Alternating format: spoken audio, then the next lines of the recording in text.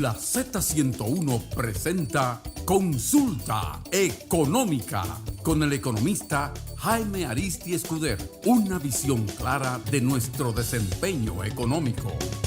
Muy buenas tardes, bienvenidos a Consulta Económica, el oráculo económico de la República Dominicana, el programa económico de la Z101, y voy a iniciar el programa comentando una página abierta del Banco Central de la República Dominicana. Página abierta es como se denomina a unas publicaciones que realizan relativamente cortas, entre 5 y 10 páginas, donde hace un análisis riguroso en términos descriptivos de lo que es algún tipo de indicador económico social. En este caso me voy a referir a una página abierta con relación a la pobreza y la desigualdad, a propósito de una publicación de la CEPAL, en la cual decía que en el año 2016 había aumentado la desigualdad.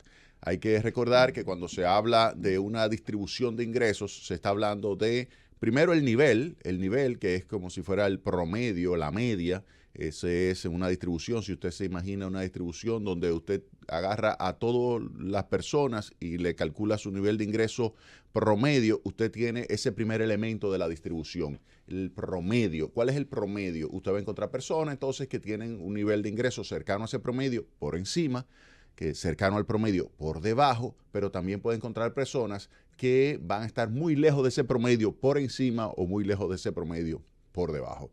Mientras más lejos del promedio se encuentre, más desigualdad hay. Por lo tanto, una distribución, cuando se habla de distribución de ingresos, lo que se está hablando es de cuál es el promedio de los ingresos y luego cuál es la desviación o qué tan lejos están el resto de las personas de ese promedio. Si usted tiene personas muy, muy ricas y muy, muy pobres, es decir, personas que están muy lejos de ese promedio de ingresos, pues usted tiene una distribución de ingresos muy desigual. Hay países con distribución de ingresos bastante igualitaria o justa, como son los países nórdicos europeos, que tienen un indicador que es lo que se conoce como el índice de Gini, que es un indicador que va desde 0 hasta 1. 0 sería la igualdad perfecta. Igualdad perfecta, 0, 1, la desigualdad perfecta.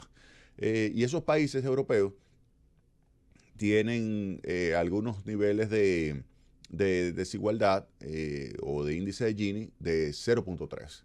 Pero hay otros países que tienen 0.6, 0.7, es decir, que son muchísimo más desiguales. Ese 0.3, muy poco desigual, 0.6, 0.7 es muy desigual.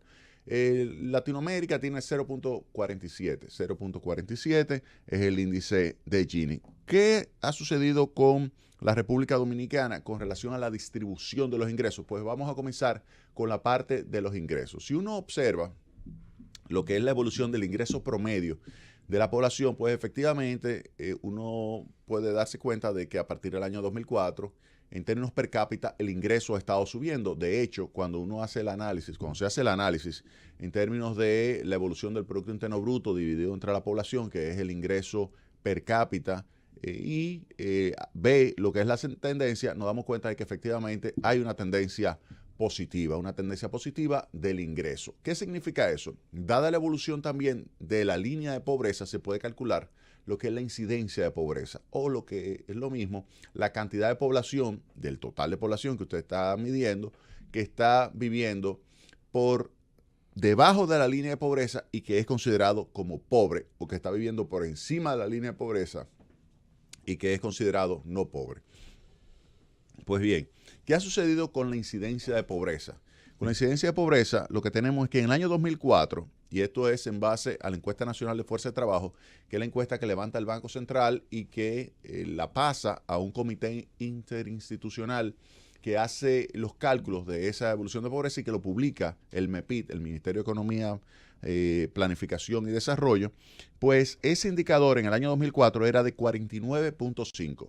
49.5% de la población estaba viviendo por debajo de la línea de pobreza. Hay que recordar que en ese momento acababa de salir República Dominicana de lo que fue la terrible, o estaba comenzando a salir de lo que fue una terrible crisis financiera que provocó una caída de la actividad económica, caída de los ingresos, deterioro del poder adquisitivo de la población por el aumento significativo de los precios. Entonces, la pobreza hay 49.5. ¿Qué significa eso? Que la mitad de la población era pobre. La mitad de la población estaba viviendo por debajo de la línea de pobreza. En el año 2012 eso había bajado Es decir, en 8 años había bajado de 49.5 a 39.7. De 49.5 a 39.7, alrededor de 10 puntos porcentuales había bajado. En 8 años, alrededor de 10 puntos porcentuales había bajado. Ahora, ¿qué sucede? Desde el año 2012 al 2016, que es el último año que se tiene el cálculo de incidencia de pobreza, utilizando la encuesta nacional de fuerza de trabajo, porque a partir del año 2017 ya se comienza a calcular la encuesta nacional continua de fuerza de trabajo, que es trimestral, que es muchísimo mejor, que te permite hacer un análisis muchísimo más riguroso porque tiene más riqueza en su estadística, más periodicidad de lo que es la pobreza, así como la desigualdad. Pero hasta el año 2016, pues, ¿cómo ha evolucionado la pobreza? Pues pasó de 39.7 a 2016, 28.6. Es decir, que si uno toma 28.6 y les resta 39.7, estamos hablando de una caída de la incidencia de pobreza de 11.1 punto porcentual. 11.1 puntos porcentuales se ha reducido la incidencia de la pobreza del 2012 al 2016. Es decir, 2013, 2014, 2015, 2016. En 4 años se redujo en 11.1. ¿Qué significa eso? Que si uno toma cómo venía reduciéndose la pobreza del 2004 al 2012, que se redujo de 49.5 a 39.7, y podemos hacer el cálculo, 39.7 menos 49.5, estamos hablando de 9.8. 9.8 de 2005, 2006, 2007, 2008, 2009, 2010, 2011, 2012. Es decir, en 8 años. Si uno toma 9.8 entre 8, estamos hablando de 1.22. 1.22, lo voy a redondear, 1.23 puntos porcentuales al año de reducción de incidencia de pobreza. Y del 2012 al 2016, que es 2013, 2014, 2015, 2016, 4 años, estamos hablando de un descenso de 11.1. Entre 4, estamos hablando de 2.8. 2.8. ¿Qué ha sucedido? Lo que vemos es que se ha acelerado el ritmo de reducción de la incidencia de pobreza. Se ha acelerado el ritmo de reducción de incidencia de pobreza a partir del año 2012. ¿Qué ha hecho la economía para reducir la incidencia de pobreza a un ritmo más rápido de lo que se estaba registrando? Bueno, en primer lugar, se crece mucho más rápido. Ahora, por ejemplo, estamos creciendo entre 6.5 y 7% en los últimos años. Entre 6.5 y 7%, ese crecimiento está muy por encima de lo que es el crecimiento potencial, que es del 5%, mientras que en el pasado, en esos años, estuvo creciendo la economía en promedio por debajo de eso que ahora se está creciendo. Entonces, ese es un primer elemento. El nivel de ingreso de la población está creciendo a un ritmo entre 6.5 y 7%. ¿Y cuál es ese nivel de ingreso? Ese es el ingreso laboral. Ese es el ingreso que se crea, cuando usted sale y realiza un aporte al proceso de creación de valor agregado. En ese proceso, ya sea que usted sea un empleado, ya sea que usted sea propietario de capital o simplemente que usted sea un cuentapropista, de todas formas que usted salga al mercado laboral, usted va a generar ingresos. Y ese ingreso está creciendo entre 6.5 y 7. Entonces, primer elemento, está creciendo el ingreso laboral. Ahora, además de ese ingreso laboral, ¿qué ha sucedido? El ingreso laboral representa alrededor del 75%, es decir, 3/4 partes de lo que es el ingreso que tiene una persona. El ingreso laboral promedio en un hogar, si usted toma, bueno, ¿qué representa esto? 3/4 partes es el ingreso laboral. Ahora, eso significa que hay una 1/4 parte que viene de remesas, por ejemplo, o en términos generales, vamos a comenzar a decir transferencias.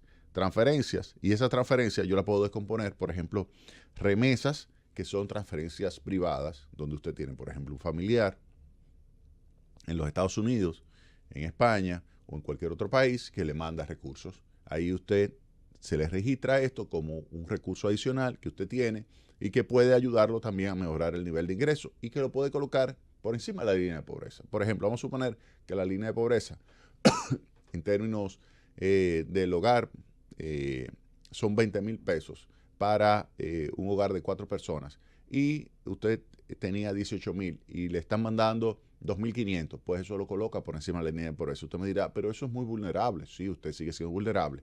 Aquí no estamos hablando de vulnerabilidad, estamos hablando de pobreza. Ahora, hay brecha de pobreza, hay severidad de pobreza y hay vulnerabilidad. Son todos elementos que hay que tomar en cuenta a hacer el análisis de pobreza. Aquí simplemente estamos diciendo cuál es la cantidad de población en términos porcentuales, qué incidencia de pobreza tenemos. Entonces, lo que estamos diciendo es que el ingreso laboral ha estado creciendo. Las remesas también han estado creciendo.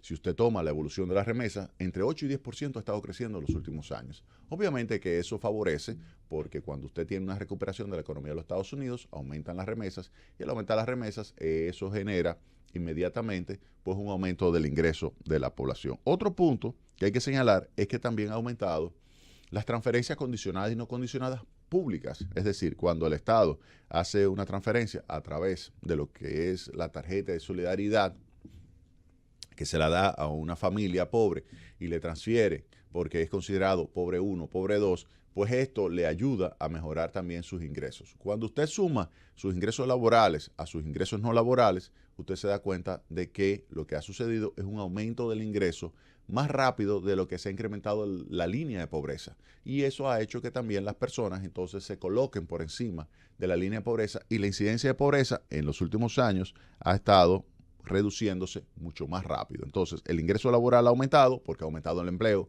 porque ha aumentado el ingreso en términos per cápita y eso favorece la reducción de pobreza. Y cuando vemos, y repito, del año 2012 al año 2016, la caída al pasar de 39.7 a 28.6, una caída de 11.1 puntos porcentuales, es decir, 2.8 promedio anual, es definitivamente un aporte significativo a lo que es la mejora de las condiciones de vida de la población, lo que se ha logrado en estos últimos 4 años.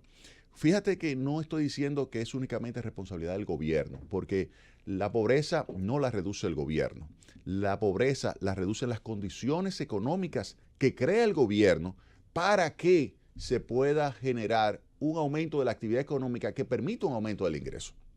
Porque vuelvo y señalo, el 75% del ingreso se obtiene del ingreso laboral y no es el gobierno el que está, claro, el gobierno tiene empleados, pero no es el gobierno el principal empleador. Usted tiene el sector privado que genera la mayor parte de los ingresos. Entonces, es el sector privado el que tiene que crecer, no el gobierno. El gobierno es lo que tiene que crear las condiciones para que crezca. Ese crecimiento al 6.5 y 7%, quien lo explica en un 85%, es el sector privado. El sector privado crece porque le crea al gobierno estabilidad macroeconómica, estabilidad de precios, estabilidad de tipo de cambio, un entorno propicio para que se respeten las inversiones y esto favorece la expansión económica.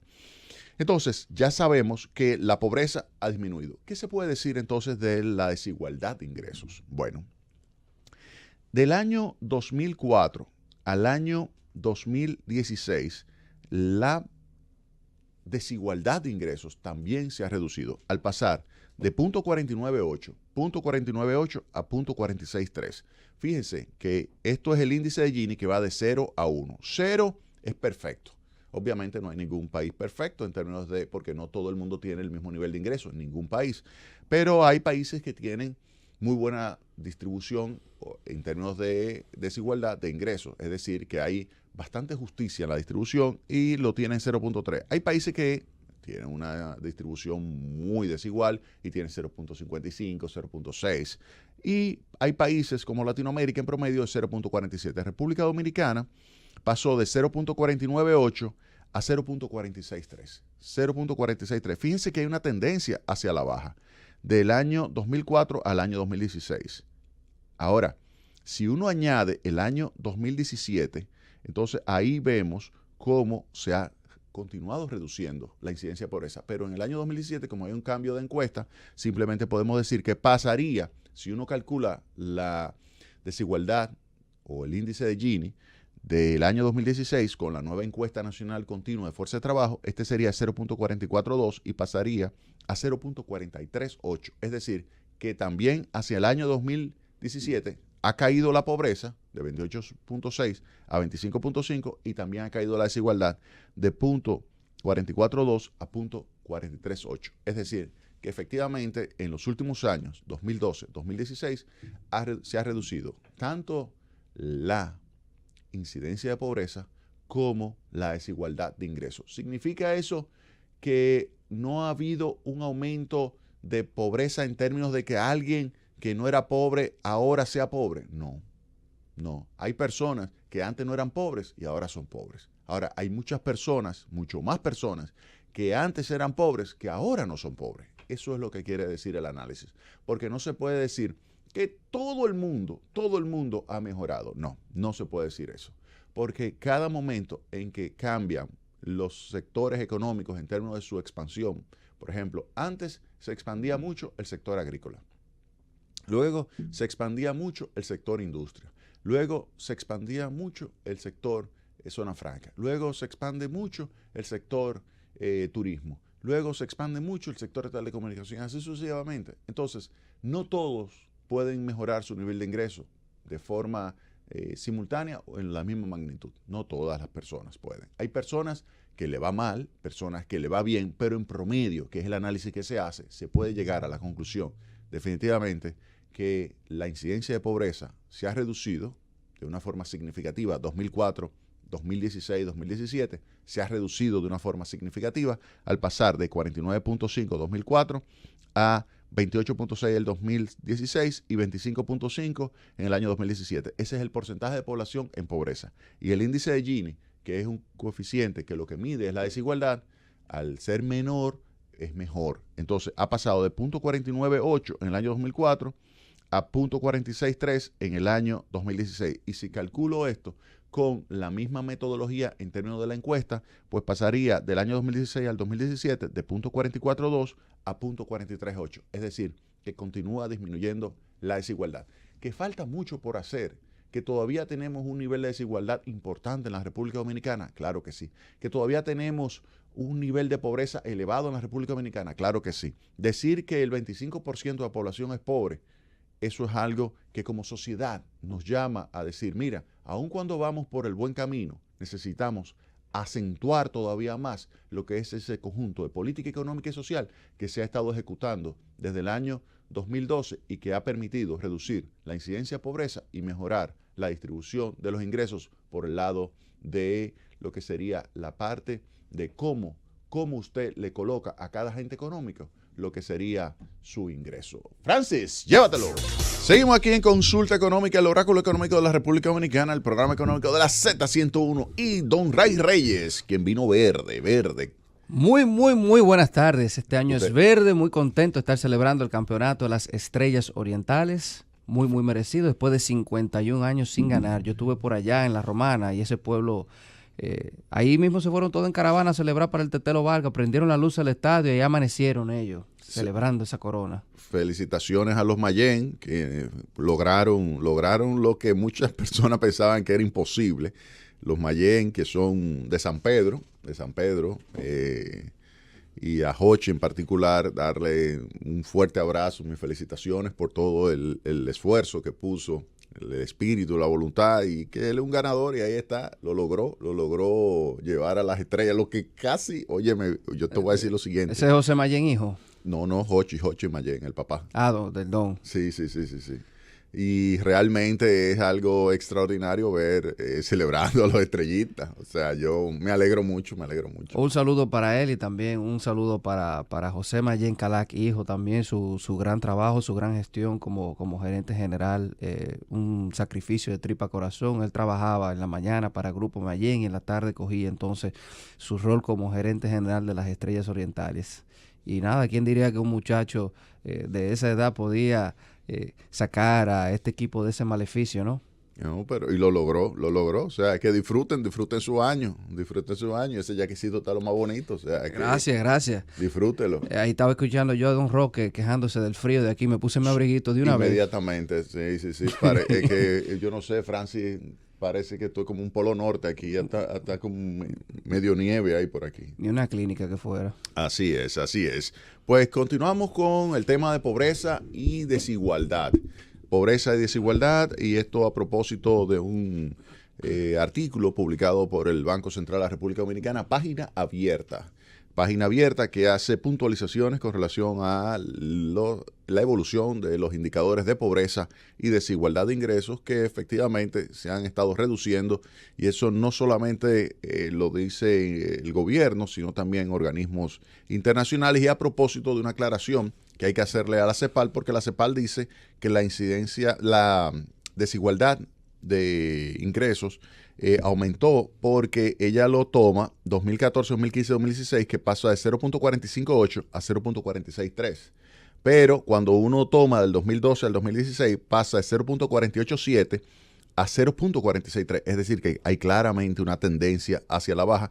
Y en la actualidad es 0.438, 0.438, utilizando la encuesta nacional continua de fuerza de trabajo, lo cual queda aclarado con esta página abierta del Banco Central de la República Dominicana, que lleva por título algunas puntualizaciones sobre la evolución de la pobreza y la desigualdad en la República Dominicana. Queda aclarado lo que fueron esos análisis o presentaciones que realiza la CEPAL, que pues lo hace utilizando una metodología para poder comparar con otros países y no necesariamente con la metodología que es la más precisa que se utiliza para el cálculo de pobreza y desigualdad de ingresos.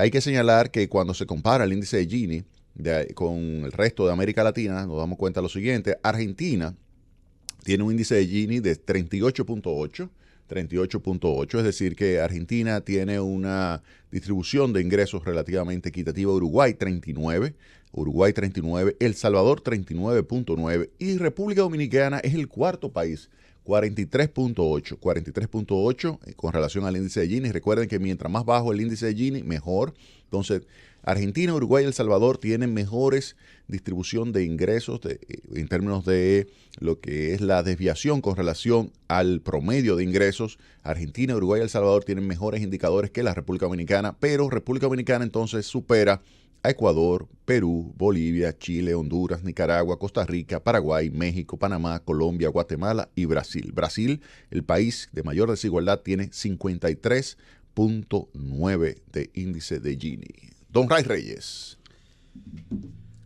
Yo, en cuanto al el índice el cálculo del índice Gini, me parece que es una métrica más objetiva para el tema de la medición de los asuntos de pobreza y eso, porque al final del día, cuando tú tienes una generación grande de recursos y no se redistribuye igual, realmente tú sigues creando pobreza. Mira, no creas pobreza. Vamos a aclarar ese punto. Mira, tú puedes lograr que todo el mundo esté por encima de la línea de pobreza y ser sumamente injusto como quiera. ¿Por qué? Porque imagínate que tú tengas una población que tú la divides en 10 bloques en términos de ingresos, ¿verdad? Eso es lo que se llama deciles. Tú lo divides en 10 bloques y el 10º bloque logra aumentar su ingreso suficiente como para colocarse por encima de la línea de pobreza. Es decir, que ya no hay pobres. ¿Okay? Uh-huh. Pero el decil, es decir, ese bloque que está en la parte más alta, el 10º decil, logra incrementar todavía más rápido su nivel de ingreso de lo que lo aumentó el que está en el primer decil, pues la desigualdad aumenta como quiera. ¿Por qué? Porque vamos a suponer que tú y yo somos los únicos que están en el mundo y tú tienes un nivel de ingreso de 10,000 pesos y yo uno de 20,000 pesos. ¿Ok? Uh-huh. Ahora, hay una desigualdad porque mi nivel de ingreso es el doble del tuyo. Pero vamos a suponer que el tuyo aumenta de 10,000 a 20,000 y el mío de 20,000 a 50,000. Fíjate que ahora la desigualdad es mayor porque claro, el mío antes era el doble y ahora es 2.5 veces. Es decir, que ahora hay más desigualdad, pero ¿hay más pobreza? No. ¿Por qué? Porque tu ingreso pasó de 10,000 a 20,000. Pero entonces no hay pobreza porque haya desigualdad. Y puede suceder también lo contrario. Vamos a suponer, tenemos el caso de Venezuela, que vamos a hablar en detalle de eso, o de Cuba, donde la desigualdad es muchísimo menor. Pero ¿qué sucede? Cuando tú te vas a calcular por qué la desigualdad es menor? Porque todo el mundo es pobre. Todo el mundo es pobre. Y entonces la desigualdad es menor, pero todo el mundo es pobre. todo el mundo tiene un nivel de ingreso de 0, vamos a suponer. Entonces tú dices, no hay desigualdad, todo el mundo tiene nivel de ingreso 0. Y tú dices, pero ¿y eso es lo que tú quieres en la sociedad? No, tú quieres una sociedad, personas con elevados ingresos. Claro, para tener elevados ingresos, no es cuestión de que se lo transfiera el gobierno, no, porque ya yo he señalado que 3/4 partes de los ingresos de la población vienen ¿de qué? Del sector privado. Del trabajo productivo, del trabajo, ya sea público o privado que le pague, pero es trabajo productivo. Entonces, eso que estarías recibiendo las personas, la única forma de recibir un mayor nivel de ingreso es a través de ¿qué? De la educación. Entonces, si tú quieres reducir la pobreza, tú lo que tienes que invertir cada vez más en la educación. Pero si tú quieres reducir la desigualdad, ¿qué tú tienes que hacer? Irte al segmento de población que tiene menor nivel educativo y entonces invertir más en él. Y por eso es la importancia de invertir del 2% al 4% en educación. Fíjate lo siguiente, imagínate que tú tienes una población con un nivel de ingreso tal que tú lo asocies con el nivel de educación que tiene y te das cuenta de que es extremadamente pobre. Es porque tiene un nivel educativo que está por debajo de bachillerato. O sea, el que es pobre tiene un nivel educativo, por lo general, que es de octavo, que es de primero de bachillerato, segundo de bachillerato. Ahí está pobre. O sea, es muy poco probable que tú encuentres una persona con un octavo que no sea pobre. Entonces, si tú quieres reducir la pobreza, ¿qué tú tienes que hacer? Educarlos. Ahora, tú me dirás, pero eso no cambia de un día para otro. No, es que esa lucha contra la pobreza, tú logras reducir la pobreza mediante el aumento del empleo, aun cuando el ingreso per cápita no te aumente mucho. Pero si tú quieres reducir la pobreza más rápidamente, tú tienes que incrementar el ingreso per cápita también, además del empleo. Entonces, ¿cómo tú logras aumentar el ingreso per cápita? Educando a la población. Es decir, que en el corto plazo tú puedes reducir la pobreza aumentando el empleo. Si tú creas las condiciones de las condiciones económicas para que la parte privada de la economía se expanda y crea empleo, entonces tú logras reducir la pobreza. Pero para poder pagar más y que la población aumente su nivel de ingreso per cápita, es decir, por cada nivel de persona empleada, si tú quieres lograr eso, tiene que ser a través de educación. Y eso se logra en el mediano y largo plazo. En consecuencia, lo que hemos estado viendo de aumento de la inversión en educación que está realizando el gobierno, ¿cuándo es que eso se va a traducir en un aumento de lo que son los ingresos y una reducción de pobreza? Dentro de 10 y 15 años. Y tú me dirás, pero entonces el gobierno está invirtiendo en educación ahora para reducir la pobreza en 10 y 15 años cuando ya no va a ser gobierno. Sí, y esa es la diferencia entre un político y un estadista. Francis, llévatelo. Seguimos aquí en Consulta Económica, el oráculo económico de la República Dominicana, el programa económico de la Z101, y vamos a abrir los teléfonos. Celulares asterisco 101, celulares asterisco 101. A Santo Domingo es 809-732-0101, 809-732-0101, Interior sin cargos 809-200-0101, 809-200-0101, Internacional sin cargos 855-221-0101. Vamos a recibir sus llamadas. Adelante, buenas. Perdone, yo le llamo Sí. Para ver si por ese medio él le habla a la Liga del Cáncer y que no se cansa de llamarle esos teléfonos, le ponen cita y no le contestan a uno, no sabe gastarle hasta 100 y 150 pesos y no le cogen los teléfonos. Perdón. Perfecto, no se preocupe, ya está hecha su llamado, vamos a ver si le toman el teléfono allí. Adelante, buenas. Sí, buenas, ¿cómo está usted? Bien, gracias a Dios. Hermano de Bonable hablamos. Sí, adelante. Usted quiere, mi hermano, que a ver más pobre y qué cosa, como dice la gente, pero habiendo una persona como Félix Bautista y esa gente, robándose todo, ¿cómo lo va a ver una pobre, mi hermano? Sí. Mira, sin lugar a dudas, que la corrupción produce una desviación de fondos que genera un entorno en el cual tú no puedes tener los recursos suficientes del sector público para invertir, por ejemplo, en educación, en salud, etcétera. Si tú quieres mejorar cada vez más lo que es el aporte del Estado a la economía y a la sociedad, tú tienes que reducir la corrupción. Eso sin lugar a dudas. Adelante, buenas. Buenas. Sí, adelante. Sí, gracias. Sí. Una pregunta. Cuando nosotros, como Estado, íbamos a negociar con China, la embajadora de Estados Unidos decía que tuviéramos mucho cuidado al negociar. Entonces, yo me pregunto, usted que sabe mucho de economía, debido a que ella hace esa advertencia. Y lo segundo es que si nosotros estamos 100% preparados para hacer cualquier tipo de negociación. Ok, perfecto. Sí, mire, muchas gracias por su llamada. Respondiendo de atrás para adelante, aquí hay muchos empleados y gente con formación en Derecho Internacional y Derecho Internacional y Relaciones Internacionales. De que tenemos la facultad para hacer buenas negociaciones y buenos economistas, la tenemos. Con relación a la advertencia, que honestamente yo no la escuché, me sorprendería que haga algo, un comentario de esa naturaleza. Mire, en derecho internacional lo que existe es la conveniencia.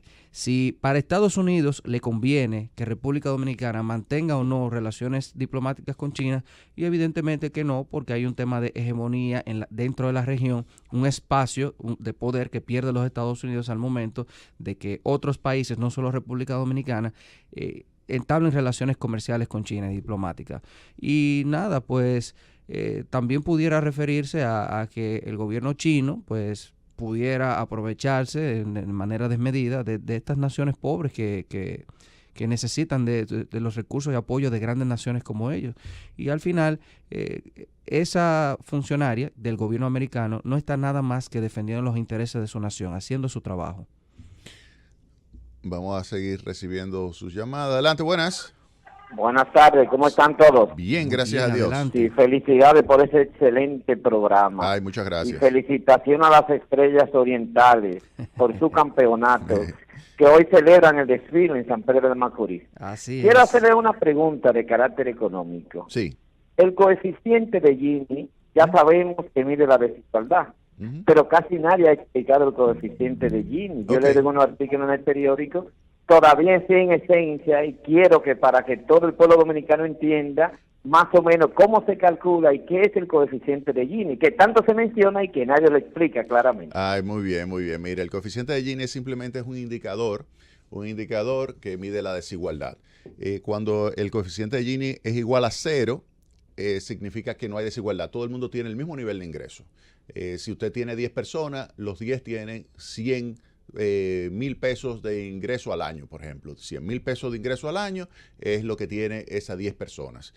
Ahora, un coeficiente Gini de 1 significa que hay una persona que recibe 1,000,000 de pesos y los otros reciben 0. Entonces, eso significa que la desigualdad es total. La mayoría no tiene nada y hay una sola persona que tiene el todo que se está generando de ingresos, que sería en este caso, como había 10 personas y era 100,000 pesos, 1,000,000 de pesos en total. Ese es el coeficiente de Gini. Matemáticamente no es más que el área debajo de una curva que se calcula, y esa área debajo de la curva, esa es lo que se llama la curva de Lorenz. Esa curva de Lorenz, usted puede calcular el área que va desde lo que sería igualdad perfecta hasta esa área. Entonces, en la medida en que usted logra que esa área sea cada vez más pequeñita entre lo que es la curva de Lorenz y lo que es esa recta de igualdad perfecta, entonces usted tiene que ese coeficiente se va cada vez siendo más chiquito. En la medida en que usted despega lo que es la curva de Lorenz de la curva o recta de igualdad perfecta, en la medida que usted va ampliando más el área, pues entonces usted va acercándose a lo que es la unidad. Eso sería en términos matemáticos. Si le tengo que decir entonces lo que es la curva de Lorenz, entonces tendría que demostrarle matemáticamente ya, utilizando cálculo, lo que sería ese índice de Gini. Pero básicamente es un indicador de desigualdad. 0 es lo que sería igualdad perfecta, 1 desigualdad perfecta. Muchos países desarrollados, nórdicos, europeos, tienen un nivel de índice de Gini de 0.3. Hay otros países que tienen mucha desigualdad, que tienen 0.6. Hay países como la República Dominicana que es 0.43 el índice de Gini. ¿Ok? Adelante, buenas. Sí, buenas tardes. Sí, adelante. Te felicito siempre, eres un buen maestro, porque Ay, todo el mundo entendió eso ahora. Debo decirte, te habla Mónico, que siempre te sintonizo y llamo.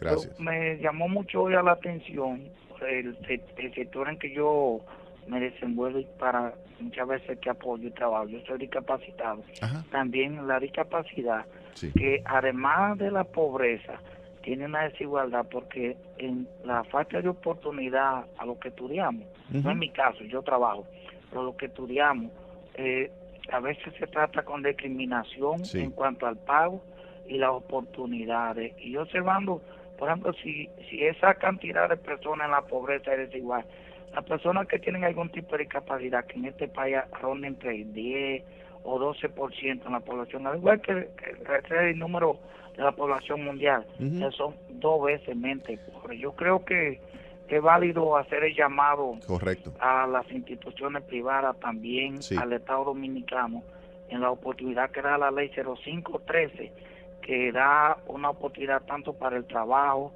como para la vivienda, la accesibilidad y las necesidades básicas de una persona para una calidad de vida importante, que se tomen en cuenta, porque hay muchas personas pobres y doblemente pobres por tener una discapacidad. Así es, así es. Mira, y te voy a decir lo siguiente. Hoy leía un artículo en el Wall Street Journal que personas discapacitadas en los Estados Unidos que habían salido de la población económicamente activa y que por lo tanto no estaban buscando trabajo, debido a que ese mercado está tan apretado, el mercado laboral de los Estados Unidos, que está full employment, o sea, pleno empleo, 3.7% de desempleo.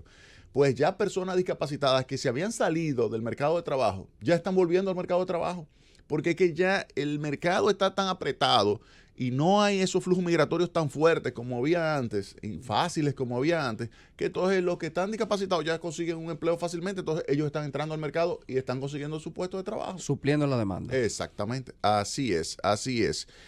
Vamos a recibir otra llamadita. Adelante, buenas. Buenos días o buenas tardes, señor Aristi. Hola, ¿qué tal? ¿Qué tal? ¿Cómo estás? Y al otro señor que está ahí. Sí, Muchas a gracias, Ray bienvenido. Reyes. Señor Ray Reyes. Gracias. Le gracias. habla a su amigo Samuel Valdés, don Aristi, Sí, adelante. de San Juan de la Maguana. Sí. Don Aristi, el errar es de humano y reconocerlo es de sabio. Yo reconozco desde hoy la prosperidad que el señor presidente Danilo Medina Sánchez le ha dado a este país, especialmente a la región sur, a su pueblo, San Juan de la Maguana. Don Aristi, ¿cuánta prosperidad hay aquí en San Juan? Yo felicito al señor presidente y por eso debemos apoyarlo y darle 4 años más. Gracias. Llévatelo, Francis. Y estamos de regreso aquí en Consulta Económico, el oráculo económico de la República Dominicana, el programa económico de la Z101, y pasamos ahora a tratar el tema de la crisis política que que se vive ahora en la vecina hermana nación de Venezuela. En estos momentos, el Consejo de Seguridad de las Naciones Unidas discute la crisis con la presencia de la República Dominicana como miembro del Consejo de Seguridad, como miembro no permanente, que recién acaba de tomar posesión, y aunque este artículo del periódico Diario Libre no especifica la distribución de los votos, lleva ahora mismo un conteo de la forma siguiente: 9 votos a favor, 4 en contra y 2 abstenciones. Quedó aprobado el orden del día de la sesión para abordar la crisis en Venezuela. Vamos a esperar a ver cuál va a ser el resultado definitivo de la decisión de este organismo internacional. Creo que esta es la crisis de mayor envergadura que han manejado las Naciones Unidas ahora en los años recientes, ¿no? Y vamos a ver qué peso tiene el poder de las coaliciones internacionales. En ese sentido, queremos hacer un breve recuento de la crisis presidencial que comenzó ahora en el mes de enero, que realmente antecede al proceso electoral que fue llevado a cabo en el mes de mayo del año 2018. Luego de esas elecciones que se alega que fueron fraudulentas o que carecen de la legitimidad por la falta de participación de la oposición y diversos otros factores atenientes de Venezuela, el presidente Maduro jura el 10 de enero su nuevo periodo presidencial desde el 2019 al 2025. Eso ha desencadenado el desconocimiento de su presidencia por la comunidad internacional. Eso quizás a lo interno no tenga ninguna consecuencia para Venezuela, pero a lo externo, todas las naciones que tienen relaciones comerciales y diplomáticas, pues lo que dicen es: cualquier negocio que yo tengo, ya tú no eres la persona autorizada para tomar esa decisión. Eso ha llegado a un punto tal que el Estado venezolano requirió sacar unos fondos del Banco de Inglaterra, y como el gobierno de Inglaterra no reconoce al presidente Maduro como la persona autorizada para administrar esos fondos, fueron negados. Lo que apunta es que la comunidad internacional va a tratar de acorralar a Maduro para forzar su salida de la presidencia. Esto fue agravado porque hoy es sábado, el miércoles pasado, la Asamblea Nacional, digamos el Parlamento venezolano, eligió como presidente al señor Juan Guaidó. Juan Guaidó es un ingeniero industrial de apenas 35 años de edad, prácticamente un virtual desconocido para la política venezolana y mucho menos para la política internacional, y en virtud del artículo 233 de la Constitución venezolana se ha declarado como presidente interino. Entonces el bloque de la oposición ahora, encabezado por él, lo que persigue es un llamado a elecciones y la salida de Nicolás Maduro. Vamos ahora a analizar las consecuencias económicas que esto va a tener para el Estado venezolano y también para la región, porque eso pudiera causar un efecto dominó. Don Jaime. Mira, Venezuela, en primer lugar, Maduro ya no es el presidente. Maduro se mantiene en el poder por los militares. Eso aumenta significativamente el riesgo de que se genere una situación que pueda desembocar en la pérdida de su vida. Yo creo que él está en un estado de supervivencia donde él o se exilia o lo matan. Sí. Él y Diosdado Cabello. Esa es una situación que se ve venir, porque cuando los militares son los que te mantienen, desde los tiempos del Imperio Romano, los militares llegan a un punto en que ya te ven que tú no tienes el apoyo del pueblo, no tienes el apoyo de lo que es la comunidad internacional, y pues simplemente te eliminan. Entonces, yo creo que a él lo que le conviene es tomar el primer avión que salga hacia Cuba, que salga hacia La Habana y se desplace hacia allí y que abandone el poder. Esa es mi recomendación a Nicolás Maduro y a todos sus séquitos. Yo creo que es lo que más le conviene a Venezuela en este momento, que salga ya Maduro del poder. Es bueno destacar que hay una diferencia entre legalidad y legitimidad. La legalidad es cuando tú cumples las leyes, pero no necesariamente te convierte en algo legítimo. Y el gobierno ahora de Nicolás Maduro, por la falta de reconocimiento de los mismos conciudadanos venezolanos y de la comunidad internacional, no es un gobierno legítimo. No, es que ya él no es gobierno. El gobierno reconocido es el de Juan Guaidó, y Nicolás Maduro ya es simplemente una persona que se mantiene en el poder, vuelvo y repito, por el apoyo militar. Y eso lo que significa es que ya él tiene los días contados, porque el apoyo militar no es indefinido, el apoyo militar es muy transitorio. Es el más volátil de todos los poderes, el apoyo militar. Y en consecuencia, lo que le recomiendo a Nicolás Maduro es que abandone ya el territorio venezolano.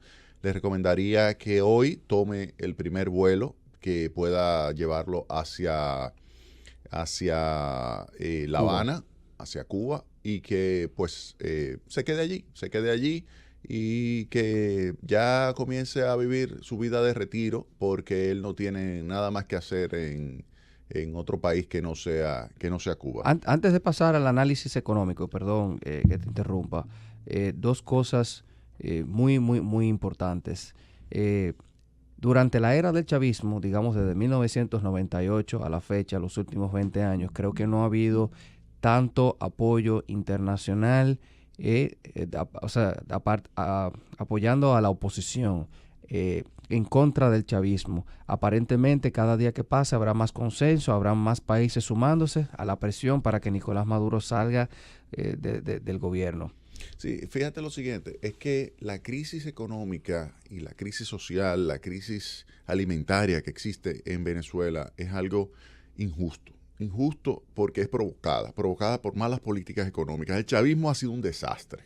el chavismo ha sido un desastre, es el típico ejemplo de la política socialista. Eso es un disparate. Y populista, cuando usted comienza a distorsionar el proceso de asignación de los recursos a través de controles de precios, a través de expropiación de empresas, a través de malas asignaciones de recursos públicos, cuando usted lleva a cabo ese tipo de política, usted lo que genera es caída de la actividad económica. Y yo le voy a leer a ustedes lo que es la evolución del crecimiento de la economía de acuerdo a las estadísticas que reporta el Fondo Monetario Internacional. Mira, en promedio, del año 2000 al 2009, el Producto Interno Bruto de Venezuela creció en 3.7%, 2000 al 2009. Ahora, en el año 2010 cayó en 1.5%. O sea, cuando yo digo que cayó es una variación negativa de 1.5%. En el año 2011 cayó en 4.2%, perdón, fue positivo en 4.2%. Fíjense que ahí comenzó a aumentar los precios de los combustibles y Venezuela comenzó a crecer, 4.2% positivo. 2012, 5.6% positivo, pero ya en el 2013, 1.3%. En el año 2014... En el 13 que muere Hugo Chávez. Sí, entonces en el año 2014 ya una caída de 3.9%, fíjate. Ya en el 14, una caída de 3.9%. Es un desastre lo que lleva Maduro. 2015, una caída de 6.2% en el Producto Interno Bruto. En el 2016, una caída de 16.5%. 16.5%. En el 2017, una caída de 14%. Y en el 2018, una caída de 18%. O sea, que la economía venezolana se ha reducido a la mitad en los últimos 5 años. 3.9 caída en el 2014, 6.2 en el 2015, 16.5 en el 2016, 14% en el 2017 40 y 18% en el 2018. 58%. O sea, cuando tú tienes eso, realmente tú tienes un problema muy serio. Pero eso es por el lado del ingreso per cápita. Yo ahora te voy a leer la evolución de los precios en Venezuela, medido por lo que es su variación, que es lo que genera la inflación. Mira, el promedio de inflación 2000-2009 fue de 20.8. O sea, 20.8, cuando otros países tuvieron tasa de inflación muchísimo más baja. Bueno, 20.8. En el 2010, la inflación en Venezuela, 28.2. En el 2011, 26.1. En el 2012, 21.1. En el 2013, oigan bien, 43.5% en el 2013. En el 2014, 57.3%. En el 2015, 111.8%. 111.8%, o sea, se duplicaron los precios. En el 2016, 254.4%. Y en el 2017, 1087.5%, 1087.5% la inflación. Eso es lo que se conoce como hiperinflación. Pero en el 2018, ¿tú sabes cuál fue la inflación? 1.370.000. Pero para óyeme bien, pero tú estás viendo lo que te estoy hablando. 1.370.000%. Vamos a explicarle a la gente que nos está escuchando cómo es eso en la práctica. ¿Y cuál es la proyección para el año 2019? 10 millones%. O sea, ¿qué es lo que te dice a ti? Que el proceso inflacionario de Venezuela y la caída de actividad económica tenía sentenciado a Maduro. Maduro lo único que lo mantenía era que la comunidad internacional no se había puesto de acuerdo para decir cuál iba a ser el presidente. Tan sencillo como eso. Tan sencillo como eso. Cuando este muchacho, Juan Guaidó, levantó la mano y dijo, juro, dijeron, no, pero este es el presidente. Este es el presidente. Yo no sé si él será el presidente en el futuro. Yo no lo sé. Pero tan pronto uno levantara la mano y dijera que era el presidente, toda la comunidad se iba a ir por ahí. El primero, Estados Unidos. Estados Unidos lo tenía ahí claramente marcado. Dijo Estados Unidos, y a partir de ahí vino todo el resto de América Latina, Europa y España lo sentenció ya a Maduro. Le dijo, óyeme, o tú haces elecciones o te vas de ahí. Sí, porque los estados que están neutrales o estuvieron neutrales que han pasado a apoyar a Guaidó, no están apoyando a Maduro tampoco. O sea, están del otro bando. Dirán, bueno, yo no reconozco a Guaidó. México es el único que realmente ha llamado mucho la atención. Y es por su historia. Recuérdate que fue el único que mantuvo relaciones con Fidel Castro cuando el resto de América Latina no podía tener relaciones o no quería tener relaciones con Fidel Castro. México la mantuvo. Entonces, en este caso, México también ha querido mantener esto. Pero yo tengo aquí la posición de México. Yo pienso que México va a recapacitar y va a decirle a Maduro, mira Maduro, a ti te conviene irte de ahí, porque de lo contrario tú serás asesinado. Lo van a asesinar a Maduro. Miren la posición de México. En una conferencia de prensa el pasado 24 de enero, le preguntan al presidente López Obrador, al secretario de Relaciones Exteriores Marcelo Ebrard, que si iban a apoyar o no a Maduro. Entonces ellos dijeron que México tiene relaciones diplomáticas con el gobierno constituido de Venezuela, enfatizaron que por el momento no van a proceder a romper relaciones o desconocer el gobierno de Venezuela y que se apegarán a los principios de la política exterior mexicana de no intervención, autodeterminación de los pueblos, solución pacífica de las controversias y respeto a los derechos humanos. Anteriormente, y debido al debido conflicto de Venezuela, se ofreció como mediador entre el gobierno bolivariano y el gobierno de transición. Eso quiere decir que ellos, si van a fungir como mediador, no pueden tomar ninguna de las dos posiciones. O sea, eso es algo calculado que no es casual. Lo que a mí sí me preocupa, que era la segunda parte de lo que comentaba hace unos minutos, es que la oposición venezolana nunca ha podido aglutinarse, nunca ha podido llegar a un consenso para enfrentar el chavismo, el régimen de Maduro. Entonces, no necesariamente la salida de Maduro va a traer estabilidad, y esa es la parte que a mí me preocupa, que pase alguna situación de guerra civil como el caso de Siria, el caso de lo que pasó o de lo que está pasando en Egipto, en Libia. Sacas estos supuestos dictadores para traer democracia, pero los mismos ciudadanos, la misma oposición no se pone de acuerdo, y lo que creas es una nebulosa que crea más inestabilidad, y la inestabilidad lo único que trae para la economía es destrucción. Y eso sí sería un problema muy serio a un pueblo que la crisis es tan grande que está perdiendo peso. Sí. O sea, peso corporal en los últimos años se ha reducido en Venezuela. Una tragedia por el disparate de política económica chavista y en particular del presidente Maduro, que lamentablemente no supo manejar los miles y miles de millones de dólares que ha obtenido el gobierno a través de los ingresos de petróleo. Vamos a hacer un paralelismo. El gobierno venezolano, si mal no recuerdo, leí por ahí, tiene una dependencia de ingresos de alrededor del 80% de las ventas de los barriles de petróleo. No, es alrededor del 95%. O sea, eso 95%. Depende o sea, es una economía unidimensional. Si hacemos una comparación con los Emiratos Árabes Unidos, que se dieron cuenta en los años 80, 90, miren, nosotros en algún momento no vamos a poder subsistir de la venta del crudo, vamos a diversificar la economía, y ahí pudo haber un fallo en la planificación estatal del gobierno de Venezuela.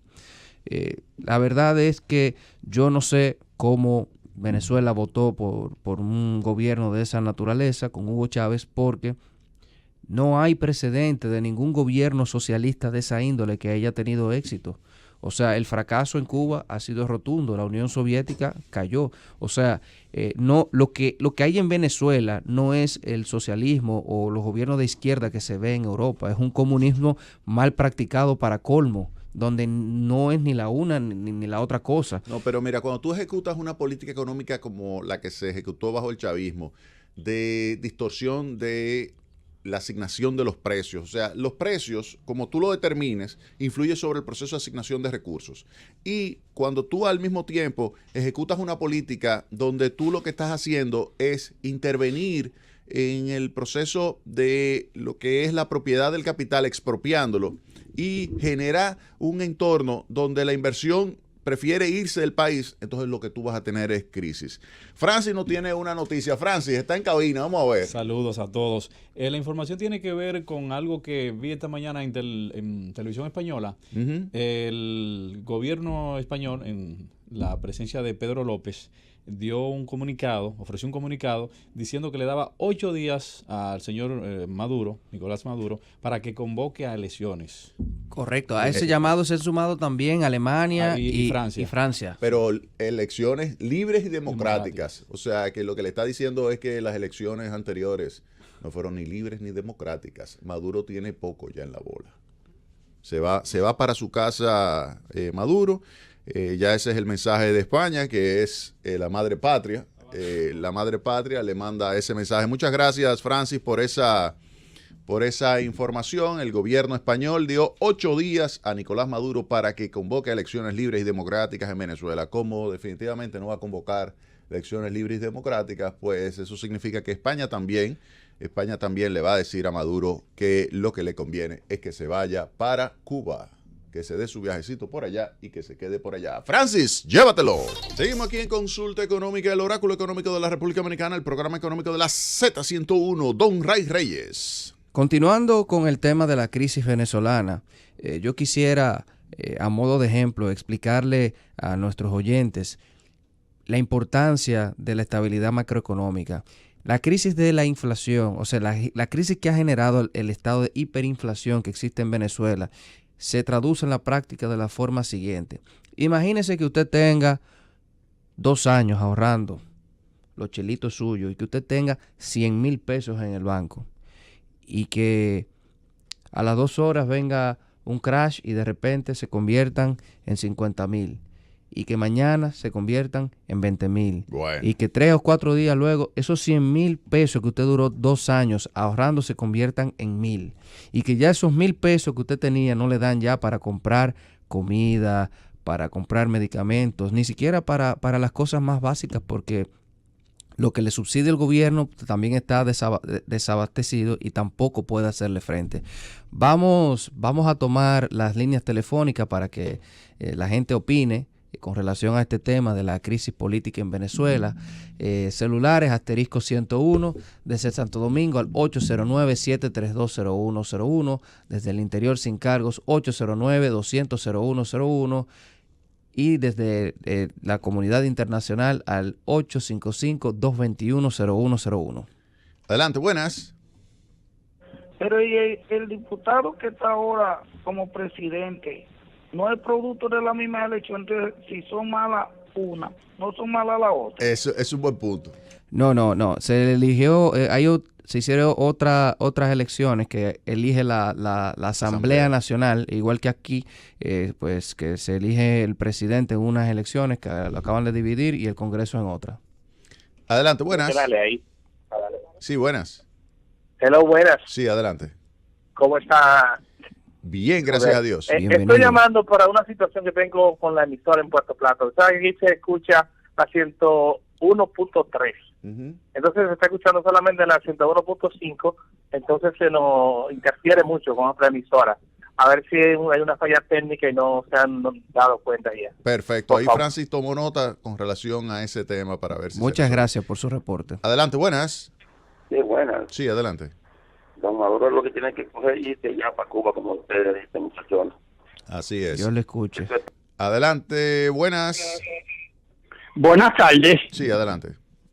Sí, yo tengo el criterio de que cada país debe atender su problema y resolver su problema a sus propias posibilidades sin tener intervención de ningún país. Ahora bien, se habla mucho de Venezuela, pero los problemas aquí siguen de forma cotidiana. La salud, la educación, la delincuencia, la droga. Entonces vamos a sacar esos puntos primero que aquí, que en Venezuela. Esas son mis palabras. Sí, muchas gracias. Muchas gracias por su llamada. Adelante, buenas. Sí, saludos, señor. Saludos, don Jaime, y el señor también. Adelante. ¿Puedo hacer una pregunta fuera del tema? No quiero hablar de Venezuela. Sí, no, adelante. Sí, mira, Jaime, hay una inquietud. ¿Cómo es cuando dicen que los estados tienen reservas tales en dólares? ¿De dónde proceden esos dólares? Ok.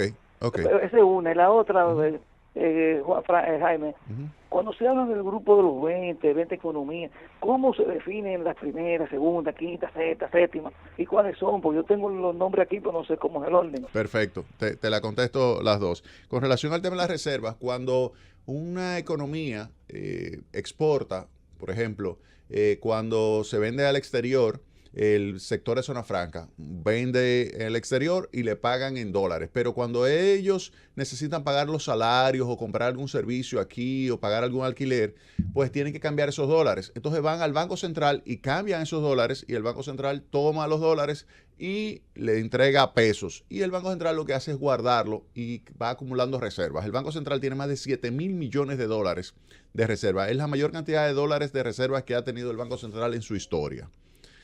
Con relación al G20, por ejemplo, el grupo de los 20, lo miden en términos del tamaño del Producto Interno Bruto. Los Estados Unidos es la principal economía, después va China, después Japón, así, etcétera. Adelante, buenas. Sí, buenas. Sí, adelante. Estoy llamando a un evangelista predicador de la palabra de Dios desde la Romana. Amén, bienvenido. Sí. Adelante, buenas. Se cayó. Sí, hola. Sí, adelante. Mira, te quiero preguntar, ¿en Argentina podría pasar lo mismo? Porque en Argentina hay una hiperinflación ahora mismo. Ajá. Hiperinflación son 10,000%, 5,000%. O sea, hay un problema de inestabilidad ahora y una pequeña crisis económica, pero no de la misma magnitud. No es la hiperinflación que llegaron a tener en Argentina. O sea, en Argentina llegaron a tener una hiperinflación duro. En el corralito. En los años 70. Bueno. Los años 70, inicio de los 80, fue duro la situación económica en Argentina. Adelante, buenas. Buenas. Sí. Lo que está pasando en Venezuela, un momento, déjame hablar acá. Sí, por favor, sí. Lo que está pasando en Venezuela es que la política no se improvisa. ¿Cómo fue? No es por menospreciar, pero un hombre que lo que era manejaba un autobús, no es por despreciar a lo que maneja. Es que la política es algo fijo. Ni siquiera el mismo Chávez era un político, Chávez era un militar. No tiene capacidad para manejar la situación de un país. Sí. Él no sabe, de economía ninguno sabía nada. Adelante, buenas, y no se asesoró bien. Sí. Sí. Breve respuesta. ¿Por qué al principio? No se oye bien, Vamos Marque de nuevo, por favor. Sí, adelante, buenas. Aló. Sí, adelante. Aristi. Dígame. Ay, qué alegría oírte. Me encanta. Me encantas tú y los que te acompañan. Gracias. Muchas gracias. Óyeme, yo quiero entender este bendito problema de Venezuela. Oye, ¿por qué? Sí. Tengo unos amigos, un iraní y uno pro-haitiano. Pro-haitiano porque parece que de descendencia directa haitiana. Nos matamos porque ellos dicen que Maduro es bueno. Yo te voy a decirte una cosa. Yo sé que los Estados Unidos no son santos, pero ellos dicen que los culpables de todo lo que pasa en Venezuela, no me lo conteste ahora, me lo contesta cuando yo cierre. Sí. Depende de Estados Unidos, porque Estados Unidos lo que quiere es el petróleo de Venezuela. Entonces, yo no te voy a entrar en detalle de todo lo que ya todos sabemos de Maduro, cacoduro, brutóngolo. Entonces yo quiero que tú me expliques si es que realmente Estados Unidos es el culpable objetivamente porque le ha cerrado todas las puertas comerciales a Venezuela y porque está interesado en el petróleo de Venezuela, o realmente, aunque Estados Unidos tenga sus intereses de querer también ser dueño del mundo o coger el petróleo de Venezuela o que se lo vendan más barato a él o que nada más se lo vendan a ellos, yo entiendo eso, yo pudiera pasar, pero yo pienso que la culpa de todo lo que pasa allá es por ese desgobierno, tanto de ellos como de Chávez, y eso, que Chávez yo le saco un poco la comida aparte, porque Chávez se manejó un poquito mejor que este, porque este es brutísimo, con este no se puede hablar. Ahora me contestas, gracias. Sigue con tu programa, te felicito. Gracias, muchas gracias. Voy a dejar que Ray conteste, simplemente decir que el responsable del desastre económico definitivamente es el presidente Maduro, no es el gobierno de los Estados Unidos. Los Estados Unidos... Mira, le interesa el petróleo venezolano porque lo adquiere, pero los Estados Unidos es el principal productor de petróleo del mundo. O sea que Venezuela le interesa, pero no es que le va a hacer todo esto por años a Venezuela para derrocar ese gobierno, no. Ese gobierno se está derrocando por su mala política económica que desembocó en esa terrible recesión económica que, como ya estuvimos hablando, redujo a la mitad el nivel de ingreso de la población. En términos de creación de valor agregado y en términos de hiperinflación, hablamos de millones de variaciones, de millón de porcentuales de variación de precios. O sea, es una situación terrible. Sí, en ese sentido yo quisiera agregar que el gobierno de los Estados Unidos, como cualquier gobierno del mundo, defiende sus intereses y donde quiera que haya una oportunidad para que sus empresas nacionales puedan invertir y generar recursos para esa nación, ellos van a tratar de buscarlo y eso no es nada pecaminoso. Ahora bien, yo quisiera resaltar algo. Lo más dañino que existe en la política es el populismo. Se ha vendido a través de los medios internacionales que la oposición a Maduro es rotunda en Venezuela, cuando no es así. Venezuela ha mantenido una serie de subsidios y ha hecho una serie de expropiaciones del sector privado, que eso lo ha transferido a los sectores más pobres. Entonces han tratado de comprar voluntades a través de esos subsidios y mantiene esa, vamos a decir, tolerancia moribunda a través de esos sectores que tienen poca incidencia quizás en la toma de decisión. Adelante, buenas. Sí, adelante. Sí, buenas. Sí, adelante. Sí, yo quiero referirme concerniente al tema de Venezuela. Sí, adelante. Y es que hay muchos países que solamente toman en cuenta la posibilidad de la persona que es adinerada, puede invertir mucho en su campaña, pero no ponen personas que esté preparada. Eso pasa también aquí en nuestro país, en República Dominicana, de que una persona preparada, pero porque no es de preferencia de un partido, esa persona no se le da oportunidad. Y mientras sigamos así, todo va a ser un caos, porque la persona debe de ponerse por su preparación a dirigir la cartera que sea, no por situaciones políticas, ni porque yo sea amigo de fulano, sino por su preparación y que pueda desempeñar ese cargo. Estoy totalmente de acuerdo, meritocracia. Adelante, buenas. Por su llamada. Sí, adelante. Buenas tardes, soy Sí. Carmen desde Tennessee. Mire, señores, el problema de Latinoamérica Sí. es que quieren comprar siempre los votos. Le regalan y le regalan. Cuando un gobierno, fíjate bien, le regala cualquier cosa, hasta una cuota de comida, se lo cobra con creces.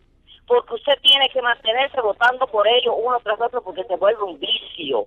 Los gobiernos están para ampliar los conocimientos del pueblo, para poder ayudar a que las empresas empujen a hacer como está haciendo Donald Trump. Pero a Donald Trump no lo están dejando trabajar. Y mire el desastre que vamos a tener. Aquí vamos a pasar hambre todo el mundo. Y cuando los Estados Unidos se caiga, se cae el mundo. Gracias, muchas gracias. Adelante, buenas. Sí, saludo. Sí, adelante. Bienvenido. Y Darío Montaño desde el Sánchez para allá. Adelante, Darío. Jaime Escuder, Sí. ustedes han enfocado el tema de Venezuela solamente inclinado a favorecer la oligarquía venezolana y a los Estados Unidos. Eso lo respetamos. Pero deben de entender también que Juan Guaidó no es legítimo porque ha violado rotundamente el artículo constitucional 233. Lo que pasa es lo siguiente, es que el presidente Maduro violó la Constitución también al robarse las elecciones. Ese es el problema. Y por eso es que la comunidad internacional no lo reconoce. Y Guaidó no se ha impuesto como presidente, es un presidente interino hasta que se llamen elecciones donde él pudiera participar, que no sabemos si le interesa tampoco. Exactamente. Adelante, buenas. Buenas tardes. Sí, adelante. Oye, mi amor, Sí. el gobierno de Chávez fue resultado de la corrupción y la oligarquía que había antes y el maltrato a los pobres. Por eso surgió Chávez. Maduro no pudo seguir con el gobierno de Chávez. Ahora, déjame decirte una cosa. Tú que eres economista, cuando un país, los grandes corruptos van sacando su dinero, tiene que colapsar el país. Sí. Y sí. óyeme lo que te voy a decir, Guaidó eso lo están utilizando los americanos como hizo con Saddam Hussein, con Noriega y todo eso, pues tú sabes que ellos usan a la gente y después lo desechan, mi amor. Gracias, muchas gracias por su llamada y usted tiene un punto.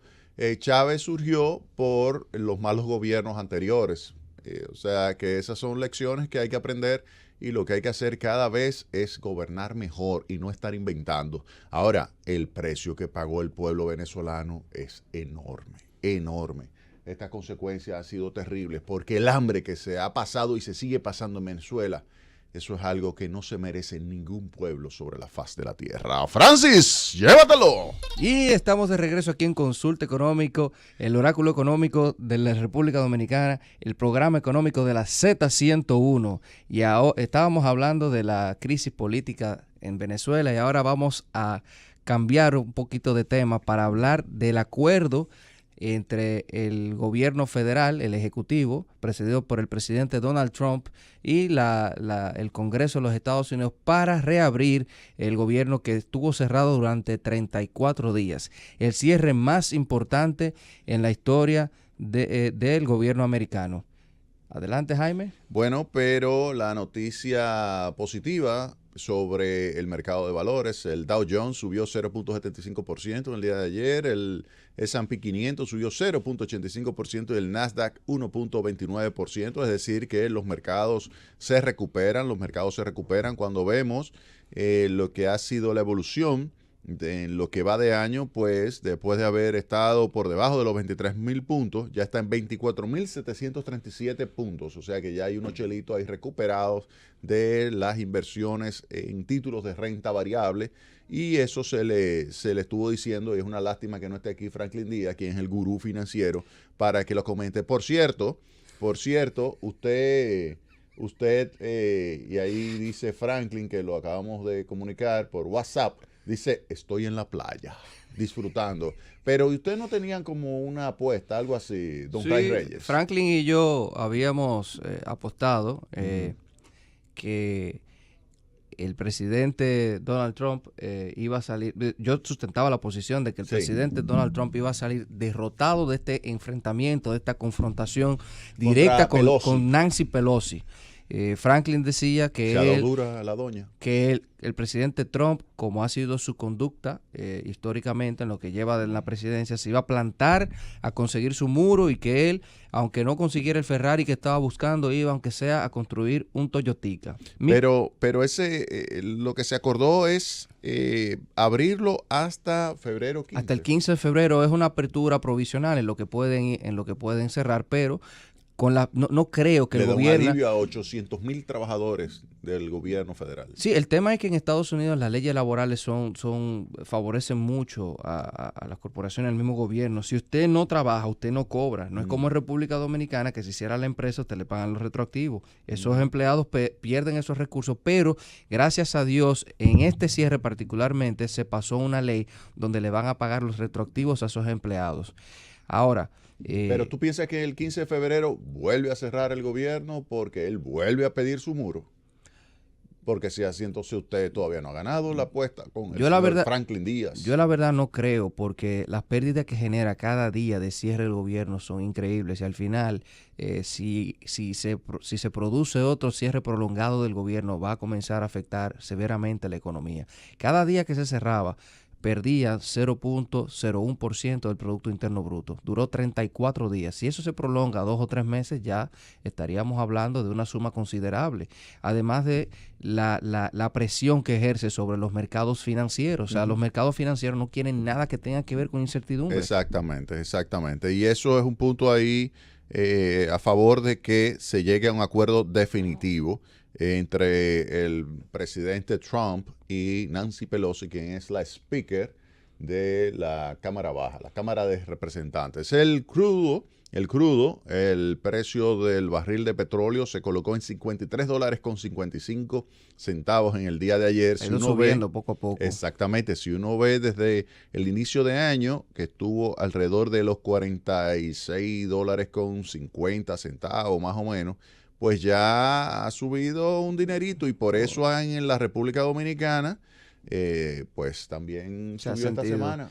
Más de 2 pesos subió la gasolina, porque es que ha estado subiendo ya 53,55, y de hecho los organismos internacionales estiman que va a quedar entre 55 y 60 dólares, es que va a estar oscilando el precio del barril de petróleo. El tema no es que suba ni baje, lo ideal sería que se mantenga estable para que se pueda hacer una planificación conforme y se puedan buscar los recursos necesarios para hacer frente a esos compromisos.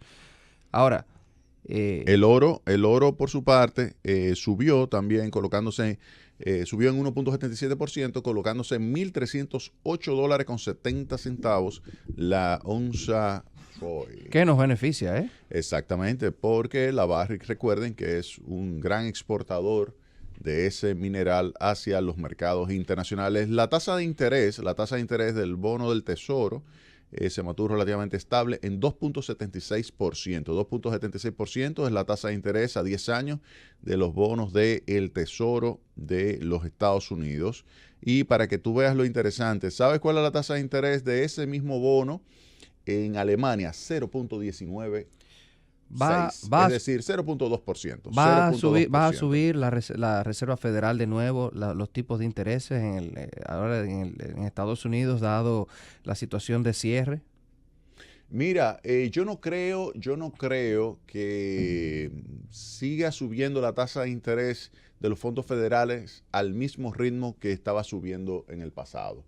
Lo que espera Wall Street es un aumento y ya en este año 2019. Es decir, que si está 2.5, 2.75, la tasa de interés de los fondos federales quedaría 2.75, 3%, pero no más de ahí.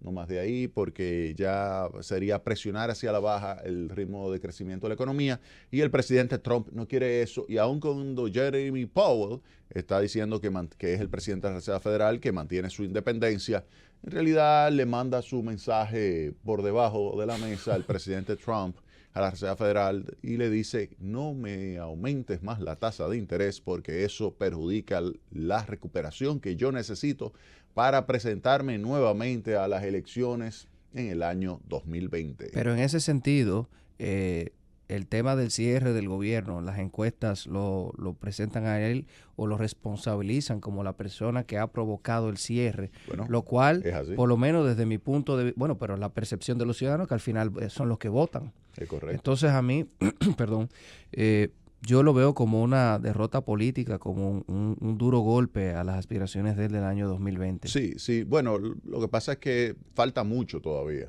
Sí, se puede recuperar, el cierre del gobierno no va a tener un impacto sobre las elecciones, sino va a ser lo que suceda 6 meses antes en términos económicos.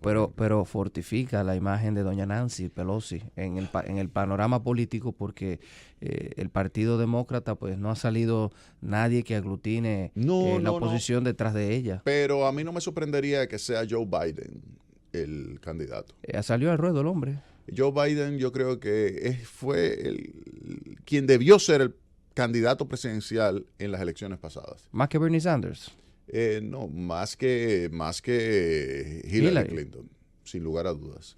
Joe Biden pudo haber ganado las elecciones porque hubiese contado con todo el apoyo del presidente Obama, porque son dos grandes amigos, y él tiene una muy buena imagen, era menos vulnerable que Hillary Clinton, y hubiese podido, porque tiene un sentido del humor en términos del debate brutalmente fuerte y negro. Ese sentido del humor destruiría a Trump como candidato. Pero ahora Trump presidente, entonces ya es otra cosa. Con todo y todo lo que ha pasado, Trump es una persona que goza de mucha aceptación en muchos sectores de los Estados Unidos. Sin lugar a dudas, y es una persona que siempre ha tenido claro qué quiere y cómo alcanzarlo, no importa qué. Ese es el presidente Donald Trump.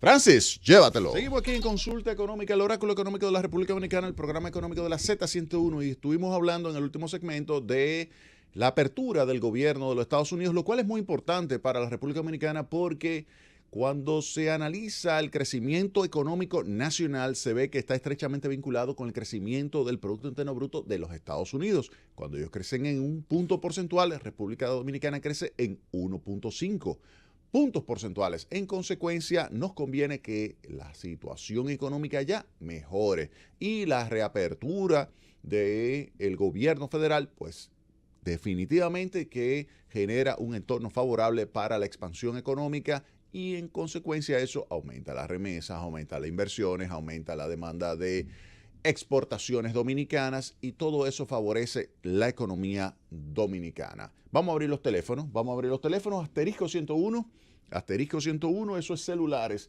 Santo Domingo es 809-7320101, 7320101, interior sin cargos 809 809-200-0101. Repito, 809-200-0101. Internacional sin cargos, 809-221-0101. Vamos a recibir sus llamadas. Adelante, buenas. Saludos, buenas tardes. Sí, adelante. Le hablamos de esto. Es Sí. para cuando uno toma por ahí un préstamo. ¿Cómo Y lo pone a un determinado tiempo. Si uno salta antes del contrato, le cobran una penalidad. Mire, se cayó la llamada, no se oía bien. Lo que entendimos fue que si usted toma un préstamo y tiene una penalidad. Y tiene una Si lo penalidad. salda, Si lo salda previo. Sí. No, si lo salda previamente y el contrato establece que hay una penalidad, usted la va a tener que pagar. Eso no es algo generalizado. Eso depende del banco y del tipo de préstamo que usted tome. Es correcto. Adelante, buenas. Sí, buenas. Sí, adelante. Mira, en virtud de que nosotros tenemos 60 años de vida democrática, ¿verdad? Más o menos, ¿verdad? Sí, sí, Sí, adelante. Y no hay un problema nacional resuelto. Yo les propongo a los políticos que el presidente que venga en el 20 resuelva un problema nacional, ¿verdad? Entonces, el del 24 que resuelva otro problema. En 30 o 40 años, República Dominicana puede ser un país desarrollado, de por Dios, pero si el presidente del 20 se empecina en resolver todos los jodidos problemas, óyeme, vamos a pasar 60 más sumidos en el atraso. Perfecto, muy bien, Nos gracias. beneficiamos todos. Mira, déjame ver lo siguiente, sumido en el atraso, o sea, déjame utilizar entonces la hipótesis de que estamos en el atraso. Mira, nosotros pudimos estar mucho mejor de lo que estamos, eso es correcto, porque en 1960 estábamos como Singapur, como Taiwán, y ellos ahora están muchísimo mejores que nosotros. Ahora, también nosotros estábamos muy cercanos a otras economías y nosotros estamos mucho mejor. Entonces, cuando tú comparas República Dominicana de hoy con República Dominicana del 60, hemos avanzado. Sin lugar a dudas, hemos avanzado. Que hay muchísimos problemas por resolver, eso es correcto, pero se ha ido modernizando. Hay sectores que se han modernizado muchísimo. Toma, por ejemplo, el sector de la industria farmacéutica. Creo que es el sector industrial más competitivo que existe en la República Dominicana, la industria farmacéutica. Ese sector, cuando ustedes lo analizan, se da cuenta de que esto se ha modernizado muchísimo. O sea, es el único sector que tiene que más de la mitad de la demanda de un producto industrial la suple producción local. Más de la mitad. Pero, o sea, tú sabes lo que es eso. Pero también tú tienes el sector automotriz, tú tienes el sector turismo, tú tienes el sector bancario, el de mercado de valores. O sea, que hay muchos sectores que están muy bien desarrollados. Óyeme, y se ha ido modernizando. O sea, que yo lo único que le voy a pedir es que sea un poquito más optimista, pero estoy de acuerdo con que hay que enfocarse y hay que trabajar y tratar de resolver problemas. Pero que nos beneficiarían a todos. Hemos avanzado. Eso es lo único que le digo. Adelante, buenas. Buenas. Sí, adelante. Buenas tardes. Sí. Licenciado. Sí.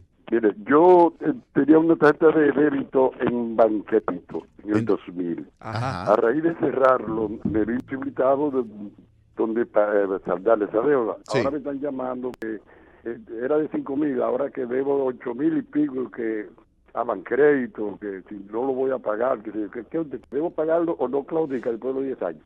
Vaya, sí, las deudas no prescriben. O sea, hay muchas personas que creen que porque pasen 20 años usted deja de deber el dinero. Eso no es correcto. Las deudas no prescriben. Yo les recomendaría a usted que se dirija a la superintendencia de bancos para que verifique si esa situación es correcta y luego entonces que usted trate de negociar los intereses que se sumaron a esa deuda que usted originalmente tocó y para que pague el capital solamente, pero debe pagar. Adelante, buenas. Sí, bueno, mira, yo fui que llamé hace un momento para hablar de los 60 años de vida democrática. Sí. Mira, cuando yo escucho un medio de comunicación que va un ciudadano a pedir, por favor, que le den unos clavos para una pierna que se rompió, porque en determinados hospitales, óyeme, no le pueden resolver el problema. Entonces, tú me dices a mí que eso es de desarrollo. Eso no es desarrollo. Sí, mira, estás equivocado. Yo lo que quiero que tú me digas entonces, ¿cuántas personas en ese hospital le suministran clavos? O sea, vamos a ponerlo así. Tú, es verdad, escuchaste a una persona y es penoso que una persona se desplace y venga aquí a pedir eso. Muy penoso, eso es verdad. Ahora, dime tú, ¿cuántos clavos se suministran en los hospitales públicos de la República Dominicana? ¿Y cuánto ha aumentado eso al pasar el tiempo? Entonces, cuando tú me das ese dato, entonces hablamos tú y yo. ¿Ok? O sea, vamos a poner las cosas claras. Estamos entendiéndonos, ¿verdad? Bien. Vamos a seguir aquí. Adelante, buenas. ¿Y buenas? Sí, adelante. Oiga, mi hermano, esta llamada que hizo el señor hace poco, de cuestión de los clavos y las farmacias, que usted dice que están muy avanzadas las farmacias, sí, sabemos que sí. Pero ¿y qué pobre puede comprar medicina hoy? Arite, ¿ustedes por qué no van a los hospitales? Arite, no hay una persona que vaya por clavo a un hospital, que se lo regalen, que se lo den, que se lo faciliten. Aquí el pobre se está llevando el diablo, Ok, mira, vamos a ver. Con relación al tema del acceso a medicamentos, acceso a servicios de salud, en primer lugar, tomemos el caso de las farmacias del pueblo, que son farmacias subsidiadas de una forma inmensa por el gobierno, que es quien compra los medicamentos, que pudiera comprárselo en una mayor magnitud a la industria nacional, y yo abogaría por eso, porque todos los medicamentos de Promese se compren únicamente a la industria nacional, únicamente.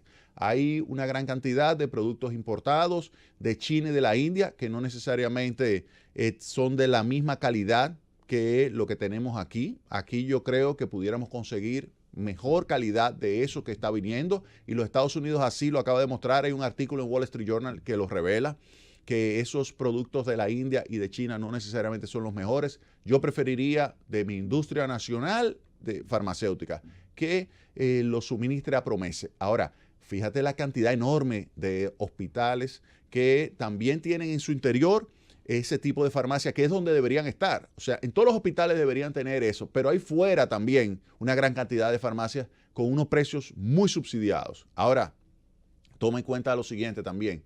Los centros de salud públicos también han ido mejorando, que van a mejorar todavía más cuando se inauguren todos estos hospitales que se están modernizando y se están ahora mismo llevando a cabo, o su construcción totalmente nueva o su renovación. Pero además ten en cuenta el proceso de ampliación del Servicio Nacional de Salud, el SENASA, el Seguro Nacional de Salud. El Seguro Nacional de Salud y el Servicio Nacional de Salud son dos áreas importantísimas del aporte del Estado a lo que es la salud pública. Una parte seguridad y otra parte el servicio propiamente. Ambos le están aportando muchísimo a la mejora de salud de la República Dominicana. Ahora, tú me dirás, mira, pero falta mucho por hacer. Es correcto. Pero yo te pregunto, ¿el servicio ahora que se brinda es mejor que el que tú recibías hace 10 años? ¿Sí o no? Eso es lo que yo quiero que tú veas. El servicio que tú obtienes a través del SENASA es mejor que lo que tú tenías antes con el IDSS. ¿Sí o no? Y tú vas a darte cuenta que el SENASA es muchísimo mejor. A eso es lo que tú tienes que analizar para poder llegar a la conclusión de si se está o no modernizando este país. Adelante, buenas.